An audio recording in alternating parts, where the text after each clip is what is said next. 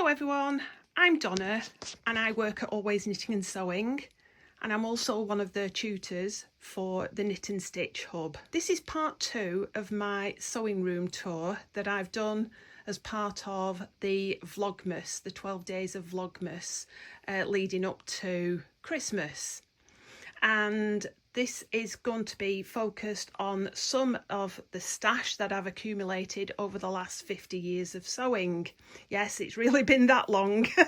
I started sewing when I was probably about 10, something like that. I learnt to crochet when I was younger. I'm just going to walk you through some of the fabrics that I like to work with. And firstly, this is lovely linen. I like to work with natural fibres, and this is a lovely white linen. Under here I've got some of my 100% pure silk, and I love to machine embroidery on silk. It looks fabulous. It gives a really lovely quality to your machine stitching. This is waxed cotton, and it's what you see on your wax jackets, but it's great for bag making. I think I bought this to make coats for my dog, which I'm still to do, but I'm sure I'm going to find a good use for those. If it's not the dog, it'll be for bags. Then here I've got some of my tweed collection, and this is a moon tweed, 100% wool. And these are Harris tweeds. I've got a little collection of Harris tweeds, and if you buy Harris tweed, you always get one of these little labels, so that's when you know that you're buying the genuine item. This is boiled wool, which is great for making coats, but you can also hand embroider on this with wool or your silks, and it looks lovely.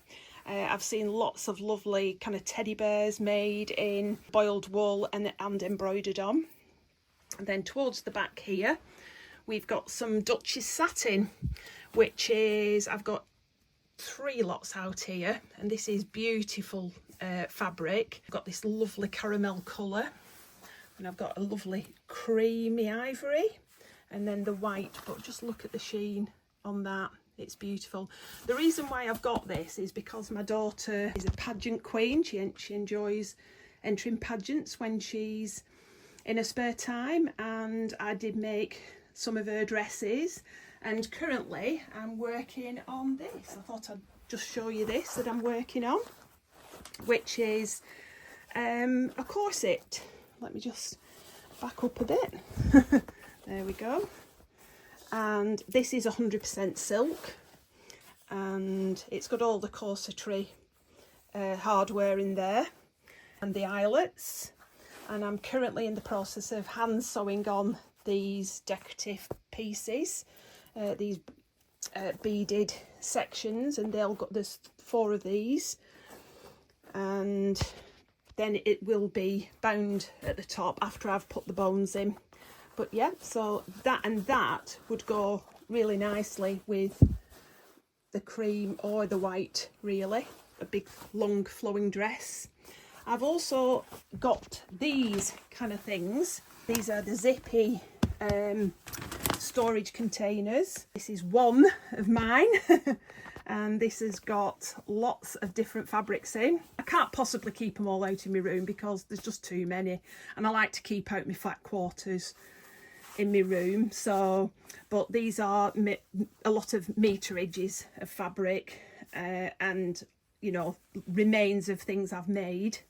So this actually is tablecloth cotton. I got this from a local cotton mill in Lancashire, and I used to buy a lot of these because it was great for backing things, or for making tools. So in other words, you would make a mock-up of whatever you were going to make, and this was quite a cheap kind of fabric to use. Here I've got some cottons, I've got some canvas, I've got some cotton poplins. I think that was from Always Knitting and Sewing a while ago. I know that definitely was there, that one. And I possibly bought all these before I even started working there. And then this was one of our cotton poplins. In fact, there's a pair of pyjamas on my Instagram page that is made out of this. And then going down, I've got some more satin fabrics. I've got some jerseys. There's some jerseys and knit fabrics. I've got denim, velvet, more satin, bit of hessian, lots of different things in there. And then in this bag, this is another way I like to store my stash, in these bags. We've got some toweling, some white toweling, and underneath that I've got some wadding, and then this is cotton calico in all sorts of different weights. I do like to work with calico as well when making a mock-up of anything when I used to dressmake. That's just a fraction. Before I started working at Always Knitting and Sewing, I had a little bit of a side hustle making and selling children's heirloom clothing. So it was things like smock dresses and little romper suits, but all made with some really nice fabrics. You can see at the back there I've got the Heirloom Stitches Shape and Press, which is where I used to do the collars and shape the collars. But in this bag is all my heirloom fabrics that I've not used. So we've got some Liberty prints here. This is what you find very expensive men's shirts made out of. Put labels on everything so I don't forget what they are, but that's the Pima whale, and this is what I used to use for the collars on little boys' romper suits, and it's a really lovely finish. We've got some stockinette here as well. I also used to be a childminder, and I used to make Waldorf dolls, which were a learning piece of equipment basically, and this is what I had left from making those. We have cotton interfacing, we've got lots of linens in here, we've got silk organza, and this is brilliant silk organza to use as a pressing cloth as well, especially on nice fabrics, and you don't want to scorch because silk will take quite a lot of heat. That's 100% cotton. We've got Swiss dot fabrics, a bit more. That's 100% silk organza. Again, that's the Swiss voile. We've got a lot of cotton lawns in here. As you can see, cotton lawns. I think that one was from Always Knitting and Sewing.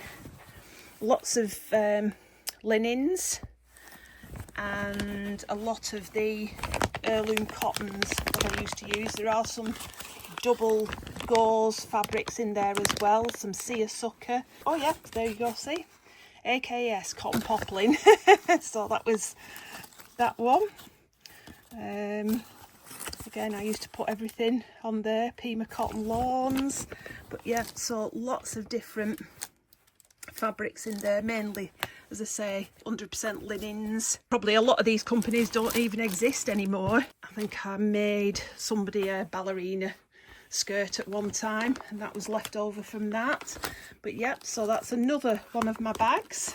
This is bag number 3, and as you can see, this is full of mainly cotton poplins, and mainly cotton poplins from Always Knitting and Sewing. This is definitely one that I think I bought about 10 metres of this, if not more, to make curtains for my daughter's bedroom at the time. This was one of our most popular fabrics back in the day, and that one was called Chloe. So I used to buy a lot of these kind of vintage type fabrics from Andrea before I started working there, because Neve used to work, my daughter used to work for Lynn in a vintage tea rooms, in her vintage tea shop, and I used to make her like vintage style dresses to wear while she was working. And we've got all sorts of cotton poplins in there. I've even got, in fact, that was earmarked to make my husband a pair of pyjama bottoms that he's still waiting for. We've got some lots and lots of cotton poplins. I used to make a lot of children's dresses, and this was my stash of fabrics for doing that. Some of the cotton polka dots, the cotton poplins. There are some Laura Ashley fabrics in there. That was from curtaining and cushions, etc. I made for my daughter's bedroom when she was a baby. So I've had that a long time because she's 27 now. So, but yeah, that's another bag of stash. So you can see when I said it didn't touch the sides, this is bag 3, and I think I've got about 8 bags. But I don't want to bore you with everything, but I just thought I'd show you a range of the fabrics that I've got. I just thought I'd show you inside some of my drawers, and in this top drawer I've got just a few more balls of Stylecraft DK, and also these are my yarn pegs, where each one of these pegs is wrapped with one of the colours of the Stylecraft yarns, and when I'm auditioning colours I can see which go together. So that's those. In here I've got some of my patterns, yeah, some of my patterns in there. And then in this drawer I have got various tools and pens and brushes, and there's a felting brush down there. Oh, some clasps, and there is some fake fur for my bobblats. And in here I think these are some, yeah, I did a lot of making stuff for charity at stalls, and these are some of the key rings. There's a bag full in there. And this, oh, a couple of crochet doilies I've done. This is for making dog leads, and so that's that drawer. Over in this corner I've got some rolls of cotton chambray. They were from when I was making children's clothes as well, and I used to buy it, you know, as a wholesale customer basically. And we've got some lovely white or off-white cotton fabric, and this is some 100% pure linen.